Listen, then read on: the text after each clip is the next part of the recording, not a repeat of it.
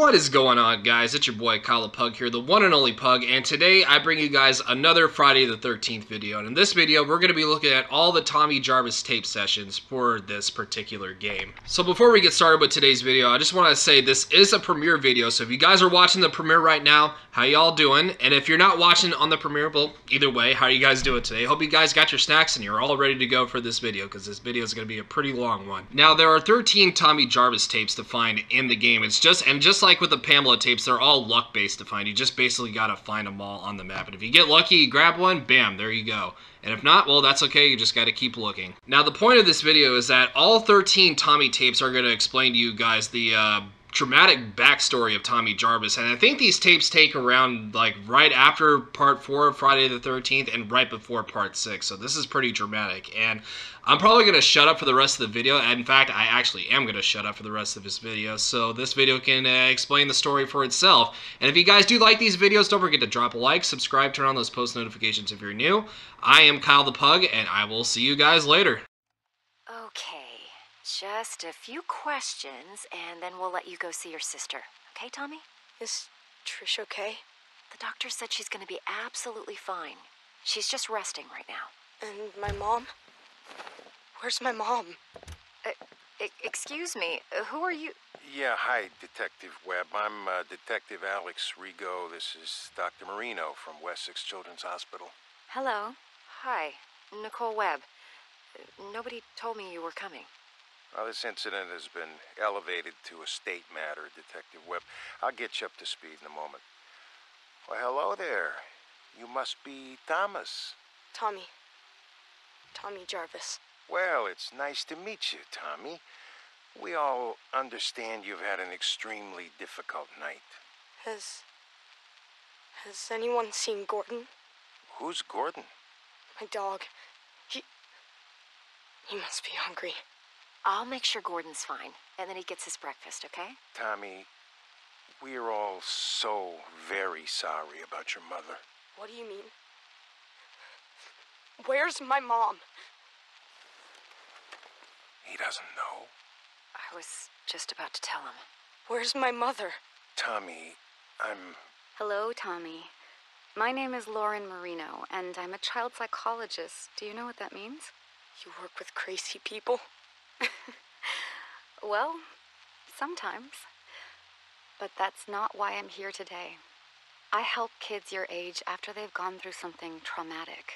You know, something really bad. I'm here to help you, Tommy. Where's my mom? Dr. Marino. But you can just call me Lauren, okay? Don't think of me as a doctor. Think of me as your new friend. I'm here to protect you. Is my mom dead? Lauren? Detectives, could I please have a moment with Tommy? Alone? of course, Doctor.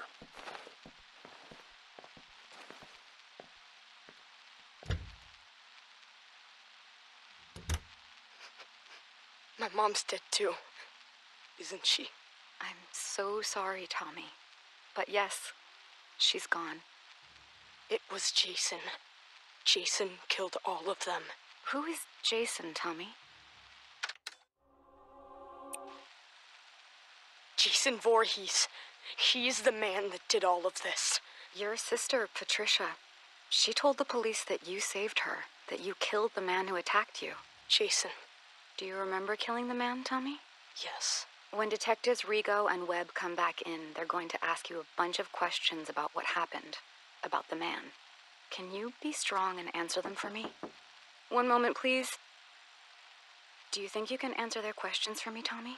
I want to see Trish. And you will, in just a moment, I promise. But first, it's very important. You need to tell the detectives everything you remember, okay? Okay. I'll be right here with you, Tommy. Come in, detectives. How are we doing, Tommy? He's still in shock. I want to see Trish now. We just have a few more questions about the man who did this. Jason. His name was Jason. Do you remember ever seeing the man near your home before the night? Did the man ever threaten you or your family? Why do you keep calling him the man? It was Jason. Jason Voorhees. Tommy, where is your father? Do you know how we can contact him? I haven't talked to my dad since my 8th birthday. He's in Mexico with Sally. Who's Sally? Do you have her phone number? No! Lauren, I don't want to do this right now. I want to see Trish. Trish! Trisha! I suggest we take a break and let Tommy see his sister for a moment. Tommy, the man who attacked you, did he say anything? Did he... Trish? Trisha! Tommy! Tommy, wait! God damn it, stop the tape. Stop the... Few more questions. We know you must be tired. I have the nurses setting up a bed for you in Trisha's room. Does that sound good, Tommy? Tommy? Uh-huh. Now, the man who attacked you. Jason. Okay, we can call him Jason for now, but we're still trying to identify who he really was. You don't believe me? Tommy, your sister told us that you shaved your head before you attacked Jason. Why? I thought that if I looked like him, that he would listen to me. That we could understand each other. When you say understand each other, you do understand that the man who did this was extremely dangerous and disturbed, right? Yeah. No one is mad at you, Tommy. We know that you killed him in self-defense. But you do understand that killing is wrong. Even though he was a bad man, do you feel sad about killing him? I'm sleepy. Tell me how you're feeling about killing the man, Jason. I don't know. Had you ever killed anything before? An animal or something? I don't think so. You don't think so? Do you think it's wrong to kill someone, Tommy? Hey, I have a visitor here who would very much like to see Tommy. Huh? Gordon! Oh, Gordon, you're okay. Thank God, Gordo, old boy. Detectives, I must insist that Tommy sleep. He's been through a lot. More than any boy his age should ever go through. We still have a lot of questions that need answering, Dr. Marino. And I will help you with that, Detective Rigo, but right now I'm going to put Tommy and Gordon here to bed. Excuse us. Come on, Gordo. Let's go see Trish. Oh, that kid gives me the creeps. Did he say anything else that could help us figure out who our John Doe is at the morgue? Just more Jason Voorhees bullshit. That's why they sent me. Sir, Jason Voorhees is quite real to the good citizens of Crystal Lake community. We've been through a lot here over the last few years. Yeah, a lot of copycats. A lot of deranged psychopaths who want to see a sick ghost story come true. With all due respect, Detective Rigo, With all due respect, Detective Webb, Jason Voorhees drowned in that lake of yours back in 1957. It was his psychotic mother that started all this, and your good citizens who created this bogeyman bullshit. If your department can't identify whoever this deranged kid chopped up, then instruct the morgue to make up a name to give the public, and then cremate him. This Jason Voorhees shit ends now. Am I understood? But sir, if I may just... You may not. That's all for now, Detective. Yes, sir.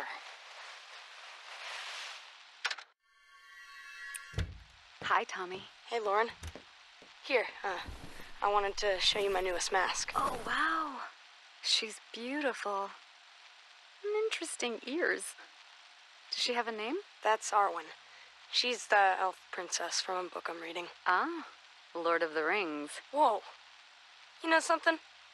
You're pretty rad for an older lady. I'm going to choose to take that as a compliment, young man.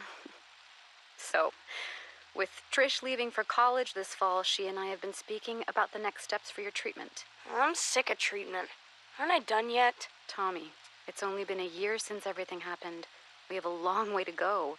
And with how things have been lately, we actually need to step your therapy up a few notches. Just 'cause of one stupid fight? 11 fights, Tommy. But I have wonderful news. I've spoken to my associates at that special hospital I told you about, and they've accepted you. They have an incredible staff that's perfect for this next, more aggressive phase of your treatment. Plus, you'll get to be with other kids like you. You mean crazy? You're not crazy, Tommy. You've just been through a major trauma. But now you'll be around other kids who have had similar experiences. It's an exceptional program, the best there is in the country. Really? Really. You're going to thrive there, I know it. Trish and I are going to bring you there tomorrow. Can Gordon come with me? It's a hospital, Tommy. You know the rules about pets. Oh, man. Can I bring my masks? Absolutely. Now, start packing, mister.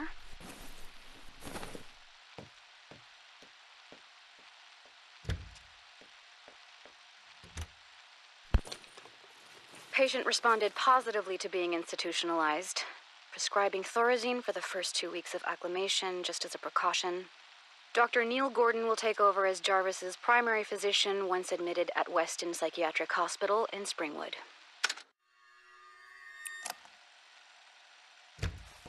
Hello, Tommy. Hi, Dr. Marino. Please have a seat. Thanks. So, what happened this time? I don't know. You don't know. Tommy, this is the 4th program you've been kicked out of. Sorry, Dr. Marino. What's with the Dr. Marino stuff? Please. Sorry, Lauren. First, you got kicked out of Weston for fighting.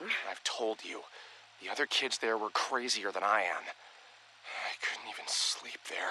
Smith's Grove, patient expelled for fighting other patients. Glen Echo, patient expelled for attacking orderlies. New Orleans Psychiatric, patient claimed to hear a man crying for his father in the nearby swamp every night and threatened suicide if not transferred. Jesus, Tommy, how will you ever get better if you can't stay in treatment? Because I'm never going to get better. I've been institutionalized since I was fucking 12. When does it end? When you finally let us help you, Tommy. That's when it ends. No one can help me. I still see him. Jason Voorhees. It used to just be the nightmares, but now it even happens when I'm awake. The drugs don't work, but they just keep giving me more of them. I can't live like this anymore. I can't. I've got one last idea. You're not gonna like it, but just listen to me, okay? I'm going to admit you to the Unger Institute. Unger? But I thought the whole point was to get me away from Crystal Lake. It's an extreme direction, but it's the best way to prove to yourself, once and for all, that Jason Voorhees is dead and can't hurt anyone ever again. No, I can't go back there. You don't have a choice anymore, Tommy. And listen to me. You can't get thrown out this time. Do you understand? This is my last option because no one else will take you. If you blow this, the state will take over and stick you in a padded cell for the rest of your life. I'm not going to let that happen on my watch. I know you're scared, Tommy. But this is how you're going to beat this once and for all. I'm committing you to Unger. You're going back to Crystal Lake. Okay, this is a reminder that you are being recorded, Dr. Marino. I understand. So, why did you need me to come in, Detective Webb? Yesterday morning, there was an incident at Pinehurst. Pinehurst Youth Development Center? I'm confused. Indeed. One patient murdered another with an axe, in cold blood, in front of several of the other patients. Jesus. Now, we're still investigating the incident, but we have the killer in custody, and we have more than enough witnesses to put the guy away for life. A real lowlife named Victor Faden with a history of violent crimes. What does any of this have to do with me? I don't have any patients at Pinehurst. That's the thing, Dr. Marino. Apparently, you do. Tommy Jarvis was transferred from Unger to Pinehurst just 2 days before the incident. Transferred? Without my knowledge? Apparently so. Now, when we ran the list of patients currently at Pinehurst and the Jarvis kid came up, well, I'm sure you remember the delightful Detective Rico from State? Yes. Let's just say that Jarvis being at Pinehurst, back near Crystal Lake, right when another violent murder happens. The coincidence has some people on edge, Lauren. Now, listen, Tommy Jarvis has had his issues, but he would never... Chop someone up? Again? Detective Webb, are you accusing my patient of something? Not at all. I'm on your side here. But Alex Rigo is on his way back here, and let's just say he's never been a big fan of Jarvis, or his Jason Voorhees story. So, before he starts asking questions at Pinehurst, you might want to... I'll reach out to Dr. Leonard there today and check in on how Tommy is doing. I think that would be a very good idea. We meet again, Mr. Jarvis. Detective Rigo? And you remember my associate, Detective Webb? Yeah, hello. It's unfortunate that we seem to always meet under such horrible circumstances. Why am I being questioned? Why am I being recorded? Just policy, Tommy. As we told Dr. Marino before we came to see you, you are in absolutely no trouble. How's your chest? I got slashed with a machete. How do you think it feels? The man who attacked you, who murdered all those people. The man who impersonated Jason Voorhees. He was a local paramedic. The boy that was murdered at Pinehurst last week, Joey? Well, turns out that was actually his son. He went nuts, dressed up like the Crystal Lake bogeyman, and... Is that what this is, Detective Rigo? You're still trying to prove that the man I killed when I was a child wasn't actually Jason Voorhees? Not at all, Tommy. This is a completely separate incident. Then why are you in my hospital room? Because here we are, again, on the heels of yet another massacre where you happen to be one of the only surviving witnesses. We just need your account of what happened. You know what happened. You know who did this, and you know why. You have his body. We're done here. Tommy, please, we just need to... You need to leave. If you want to speak with me, I'll need a lawyer present. Shut it off. But, sir, we... Let's go, Webb. Now. Beginning session. Thank God you're all right, Tommy. Are you in pain? Yeah, but the meds work. I'm so sorry that you had to go through this, Tommy. I didn't even know that Unger had transferred you to Pinehurst. That's because it was my idea. I asked to be moved to Pinehurst. What? I'm tired of being in treatment. I hate living this way. I keep thinking about why you sent me to Unger, to face my fear. Well, Pinehurst is even closer to Crystal Lake than Unger, so it was my idea to be moved there. Unger should have notified me. That's on them. But talk to me. Knowing what happened, that a crazy person put on a hockey mask and murdered people. I know what you're getting at. I mean, this is exactly what Rigo has always claimed happened the first time I faced off with Jason and killed him. That it couldn't have been the real Jason Voorhees, right? Just a random psychopath trying to act out an urban legend, right? Forget Detective Rigo. How do you feel about Jason now, Tommy? After this crazy paramedic thing, I should be feeling better about all of it, shouldn't I? So tell me, why do I feel worse? How so? I'm gonna tell you something right now that's gonna make me sound even crazier than ever. I'm listening. Dr. Marino. Lauren. What if I'm Jason Voorhees? What makes you say that, Tommy? Last night, I had a dream that I killed Pam. Pam Roberts? Dr. Leonard's assistant at Pinehurst? It was so real. I had his hockey mask, Jason's mask, and I stood right there where you are now, and I stabbed Pam to death. Her blood, it was all over me, all over the floor. There was so much blood. Tommy, you just survived an unbelievable trauma again. A dream like that is not unusual given all you've been through. You're not hearing me. I think I'm dangerous. I think I should be locked up. I think I'm becoming Jason. Tell me about the Unger Institute, Tommy.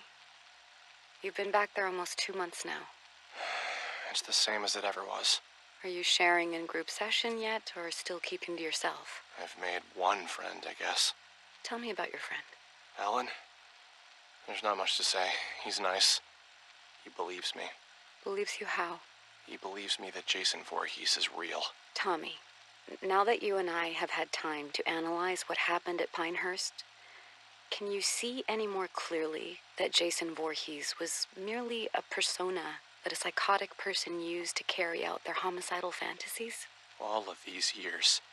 And you don't believe me either, Lauren. You never believed me, did you? It's not about whether or not I believe you. Whether it was a crazy person in a mask, or if the actual Jason Voorhees had really come back from the dead and attacked you when you were 12 years old. He's dead now. No one is going to hurt you or anyone else. Detective Rigo said that the body of the man who attacked me was cremated. Is that true? I honestly have no way of knowing that, Tommy. But yes, I would assume that it is true. Well, I suppose there's really only one way to know for sure, huh? And how is that? Alan says he knows where Jason is buried. Where they buried his ashes. Tommy, you're regressing. Actually, I'm not. All of these years suffering over this, when the answer was right in front of me. I know what I have to do now. We're rolling, Detective Rigo. So, here we are again, Dr. Marino. Only this time, it only took a matter of weeks before there was another massacre. And once again, your patient, Tommy Jarvis, is in the middle of it. I haven't spoken with Tommy yet, detectives. I have no details for you until I can speak to my patient alone. Do you know what I think? What I've always thought since the day I got sent to this godforsaken Camp Crystal Lake place to clean up the first Jarvis mess? I really don't care, Detective Rigo, but I bet my pension that you're going to tell me anyway. I think that Jason Voorhees is nothing but an urban legend. And for some reason, it's compelling enough to attract sick and damaged people like the patient you work with to come here and carry out their homicidal fantasies as Jason. What do you want me to say, Detective Rigo? That I agree with you that Jason is an urban legend? Oh, I know you and I agree on that front. I just wish my associate, Ms. Webb, here could say the same. Sir, I've lived here my entire life. They can change the name of the place to Forest Green or Green fucking Acres. It will always be Crystal Lake. And people will never forget what happened here. Or how many times it's happened. I understand that, but it wasn't fucking Jason Voorhees. Jesus Christ, do you even realize that the legend doesn't even make a lick of sense? Jason drowned as a little boy and died, right? But then you locals think he came back from the dead to avenge his mother and was somehow now a grown man? And now he just keeps coming back? Look, I've never once let superstition affect my work. All I'm saying is that at a certain point, you've got to look at the facts and... And the fact remains that no one on God's green earth has done more to perpetuate this bullshit story and keep inviting this horrible shit to Crystal Lake's front door than that Jarvis freak. And Dr. Marino here insists on humoring Tommy Jarvis instead of locking him away where no one can hear from him again. I've had enough of this. Unless you're accusing my patient of an actual crime, then I'm done here. Oh, you're done here, all right. The way I see it, you have two options. You can either continue to defend your precious basket case Jarvis while bodies pile up, or you can help us shut his fucking mouth once and for all and stop getting people killed. I'm glad this is being recorded because I believe you just threatened my patient. No, Doctor, I'm threatening you. You've had years to shut down this raving lunatic, but instead, he's only gotten worse. And now I got yet another pile of innocent corpses, dead sheriffs, and an entire campground full of terrified, scarred-for-life children because of what Tommy Jarvis brought to this godforsaken place. So do your fucking job. Either cure this asshole's insanity or lock him away where he won't be heard from again. Or God is my witness, I'll make sure that you never practice psychiatry again. Where are you going? Hey, you can't just... God damn! Shit, holy Jesus, jumping Christmas shit!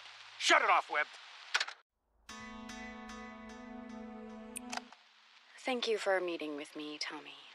I put Jason back at the bottom of Crystal Lake, where he belongs. They've had divers out there all morning. Tommy, they haven't found anyone yet. That's impossible! Who's saying that? Rigo? That lying bastard! Maybe you put someone in that lake. Someone who was killing innocent people. But it was not Jason Voorhees. Do you understand me? They've gotten to you too. Oh, God, they've gotten to you too. Nobody has gotten to anybody. But Tommy, the police are convinced that psychos keep coming here to masquerade as Jason because you keep perpetuating the story. Alan knew where Jason was buried. He brought me there. I dug him up, and his body was right there in the grave. He was never cremated, Lauren. But he came back to life. He killed Alan and all of those people.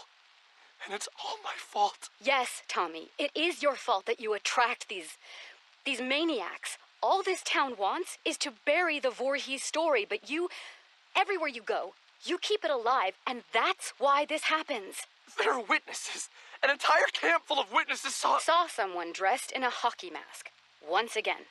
Don't you see the pattern here, Tommy? I watched Jason crawl out of his grave! No, you didn't, because that's not possible. Tommy, I'm sorry. I can't help you anymore. My God. They're gonna kill me, aren't they? What? Who's they? Who's going to kill you, Tommy? You. You sold me out to them, didn't you? You told me you were my friend. The night I met you, you said you'd protect me. Now they're gonna kill me because I know the truth. Tommy, stop. Put down that lamp. How could you do this to me? I'm the one who finally killed Jason, me! But they're all so desperate to cover it up that now you've signed my death warrant! You're out of control, Tommy. Put down that lamp and...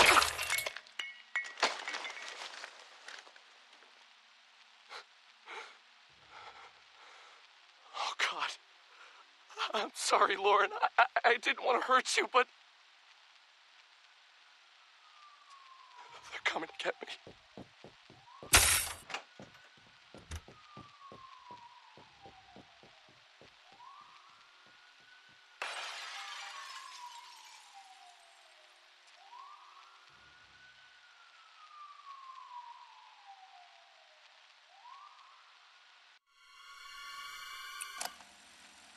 If you're hearing this, then you found my website, and they haven't taken it down yet.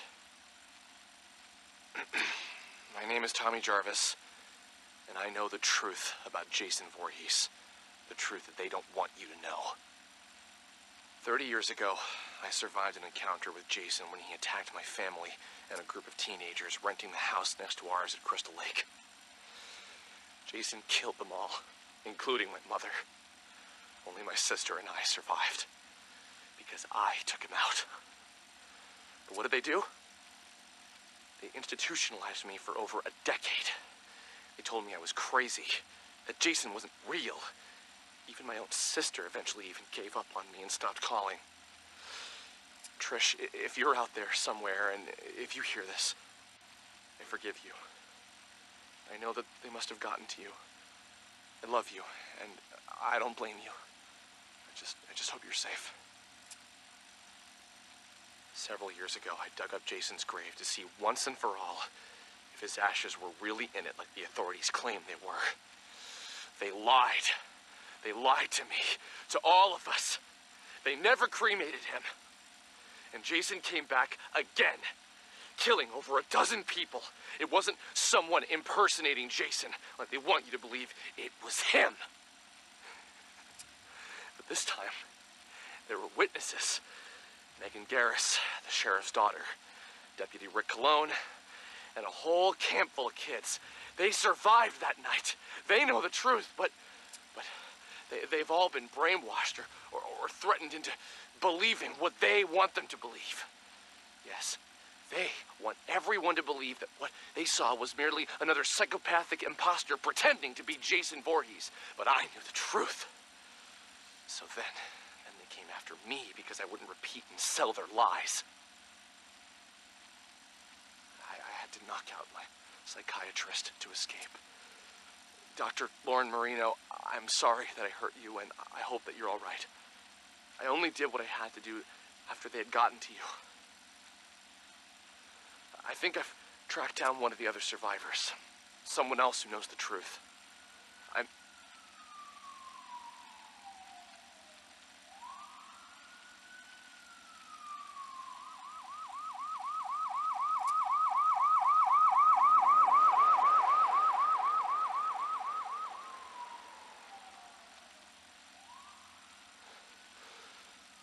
I should keep moving. I'll post again soon. Tommy Jarvis here. Sorry, it's been a while since I last posted, but I'm now at a different, more secure location. I think I'm safe. For now. I know that I must sound crazy on these recordings, but I swear to God that I'm not. I I was able to track down one of the other survivors from the night I dug up Jason, and he came back. Deputy Rick Cologne. I locked Rick in a jail cell that night so that I could try and stop Jason, but Rick knew what really happened. When you know it, though, Rick just so happened to move away and never be heard from again. Bastards got to him, too. Took me a few years, but eventually I tracked Rick Cologne down in Maryville, Ohio. He was still a police officer, but apparently he had been going under the last name Pastore, his wife's maiden name. I found him too late, though. I found out that Rick had supposedly been murdered by some maniac in Maryville named Pinker. Kind of ironic. You flee one place because you know the truth, that there's an unstoppable killer on the loose, only to be murdered by another. If that's really what happened, I'll never know for sure. Personally, I think Rick knew too much and was starting to talk. I think they took him out. And that's why I run. That's why I hide. I can't trust anyone anymore. But now with these recordings, I can get the truth out there. Over the years, Jason Voorhees has come back and done it again. Crystal Lake, a cruise ship. I've seen the news and I've put it all together each time. No matter how they try and cover it up, they can't fool me. I don't know how Jason got loose and from where I put him in the lake, but god damn it, he's still out there, I know it. They think that if people will just forget about him and not speak of him, well, that no one else will be killed by him. They actually think that every time these massacres happen, it's just some crazy person pretending to be Jason. But the truth to anyone hearing this is that you can never kill Jason. You can't kill death. Oh, you better believe Jason lives, my friends. I'm not crazy. It's everyone else who's fucking crazy. Don't buy their conspiracy that it's all just a legend. Jason is real. But I know how to trap him. I know how to make it stop again. All I need is to get back to Crystal Lake. And then... We need to take the microphone away now, Tommy. It's time for your medication.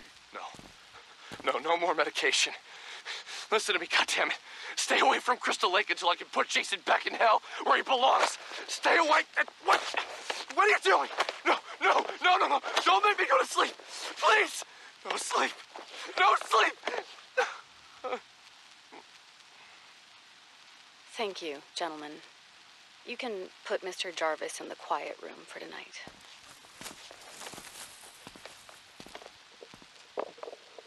Patient continues to describe various conspiracy theories whenever asked to record his thoughts.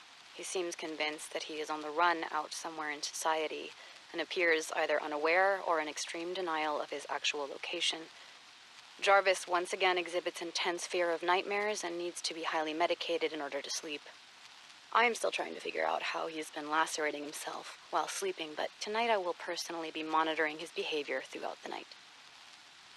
Dr. Lauren Marino, Weston Psychiatric, Springwood.